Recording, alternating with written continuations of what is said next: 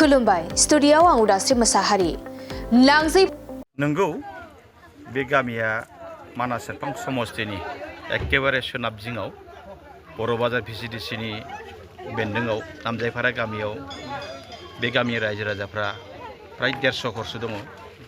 बे 150 घरनि जिउ खुंनायाव बिराद मोनसे समस्या जादोंमोन।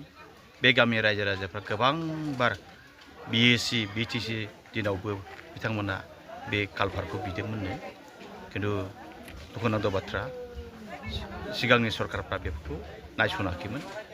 दा बेखौ लानानैनो आं जेब्ला जिहेतु बे बिटिसि बा बे समस्तिनि सासे एमसिएलए हिसाबै आरो बिटिआरनि सासे इएम हिसाबै बिथांमोना बे आपेलखौ होनायखाय आं लोगो लोगो आं जोंनि बिटिसिनि चिफ मानगोनां प्रमद बर' बिथांनो खोथाखौ फोरमायदोंमोन जे बे नामजायफारा गामियाव माने मोनसे गामियाव थांलाय फैलायनि थाखाय हान्था मेलानि थाखाय गोबां असुबिदा जानानै दङ।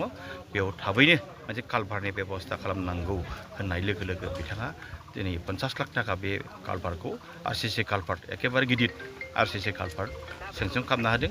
बिनिनो दिनै अन्थाइ खुन्थियाखौ जों गायसनदों आरो गायसननाय लोगो लोगो जों गायसननानै रायजो राजाजों मोनसे जिरायनाय मोनसे फोरबो लाखिदों। जिरायनायाव रायजो राजाफ्रा बिराद मोनसे माने गोजोननाय फोरमायदों।